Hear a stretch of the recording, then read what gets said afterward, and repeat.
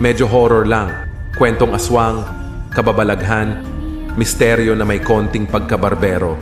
Kung bago ka pa lang dito sa akin channel, baka naman pwede kang mag-subscribe. Kasi kung hindi, ikaw din, makakakita ka ng Mumu mamayang gabi. Huwag mo din kalimutan i-click yung notification bell para updated ka sa mga bagong upload ko.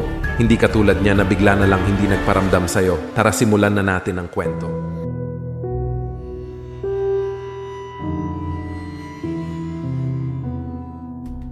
Hi po, first time ko mag-send dito ng story pero heto na nga po. Tawagin nyo na lang ako sa pangalang Tin. Taga-Antique ako. And alam ko nasa isip nyo, di ako aswang ha. Pero seryoso, wala naman talagang aswang sa Antique eh. Promise. Pero yung story ko about sa aswang, so eto na nga yun. Grade 6 ata ako nung time na yun. Bali sa dati naming bahay, kawain pa yun actually. Then, gabi na ata yun eh. Sa sala kami natulog ng day na yun kasi trip lang. Bali yung tita ko di pa umuwi. May pinuntan sila kasama nila yung pinsan ko na 2 or 3 years old pa lang ata. May sakit kasi kaya pinacheck nila sa manghihilot dito sa amin. Di siya albularyo. Manghihilot lang pero nakakakita pa rin ng kung ano yung cause ng sakit mo. 8 PM na nun. So nagre-ready na kami ng higaan namin. Then mga 8:30 nakauwi na sila. Sobrang init ang pinsan ko as in. May dextrose na nga na nakakabit eh. Kasi na-confine muna siya sa hospital before yung day na yun. So yun na nga. Nakauwi na siya. Pero mataas pa din yung lagnat niya. Tinanong namin yung tita ko kung ano o kung bakit nagkasakit pinsan ko. Then sabi ng tita ko, nausog daw ng aswang.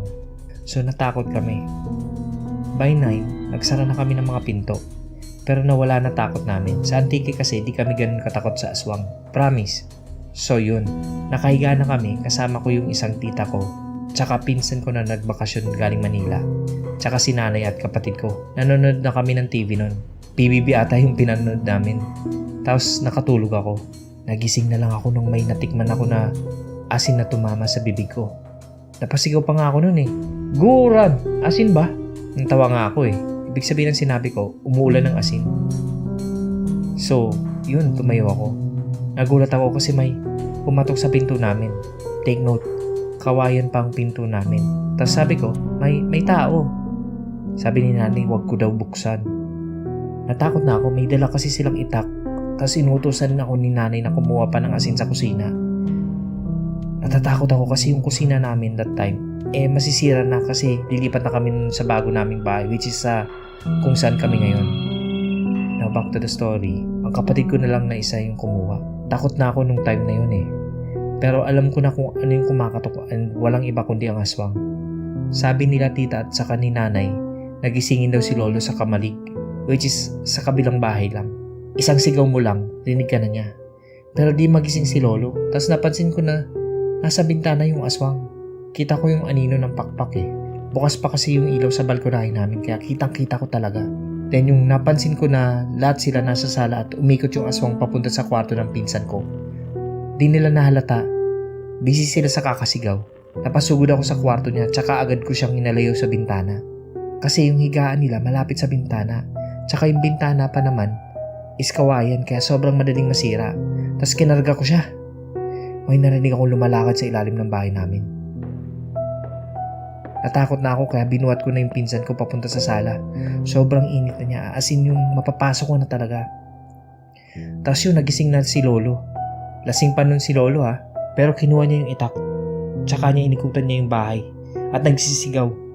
Narinig namin na lumipad na yung aswang. Narinig pa namin yung tiktik nito na palayo. Ilang minuto din bago kami makarecover. Kwento nila yung nangyari. Nanonood daw sila ng TV habang tulog na ako. Tapos bigla daw may kumatok. Bubuksan na sana ni tita kaso nakaupo lang siya malapit sa may pinto pero yung katok ay 2 beses lang. Tapos yun na. Sabi ni nanay wag daw kasi pag 2 lang yung katok parang may mali. Tinanong muna nila sino yan? Walang sumagot. Kumatok lang ulit ito. Bigla daw may anino ng pakpak na dumaan sa bintana. So dun na nag-upisa yung pag-ulan ng asin at nagising ako. Kinaumagahan kunento namin sa mga kamag-anak namin na taga doon. Bali malapit sa kalsada yung bahay nila kasi yung amin parang papasok pa sa Newgan. Pagkwento namin sa kanila, sabi nila kagabi din, may malaking ibon na dumapo sa kable ng kuryente nila. Nagising daw yung isang pinsan ko din na bata, 1-year-old pa lang. Nag-iiyak daw at tinuro yung kable. Lumabas din ang lolo ko, isa pang lolo ko ha. Pero agad din itong lumipad palayo. So ayun na yung experience ko. Tinakot-takot sa aswang ngayon. Tip lang guys ha, if may narinig kayong tik-tik ng aswang o may experience nyo yung ganyan, huwag kayong magpapakita na takot kayo. Dapat ipakita nyo na matapang kayo. Dito kasi pag may narinig kaming tik-tik ng aswang, sumisigaw agad kami.